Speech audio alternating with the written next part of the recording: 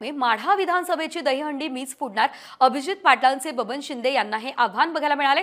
2 दिवसांपूर्वीच बबन शिंदेंकडून निवृत्तीची घोषणा करण्यात आली आहे। माढ्यातून मुलगा उभा राहणार हे शिंदेंकडून जाहीर करण्यात आलेलं आहे। तर या ठिकाणी जर आपण बघितलं माढ्यामध्ये शिंदे विरुद्ध पाटील असा सामना बघायला मिळणार आहे। मात्र माढा विधानसभेची दहीहंडी मीच फोडणार असं अभिजित पाटील यांनी बबन शिंदे यांना आव्हान दिलंय। आपण सगळ्यांनी वयाला एक संधी द्या। 5 वर्ष बघा, आता येणारी सगळी नवी जुनं कोण आता रिंगणात येणारी जी आहे ती सगळी नवी आहे। आणि या नव्यामध्ये वयाला फक्त एक संधी द्या।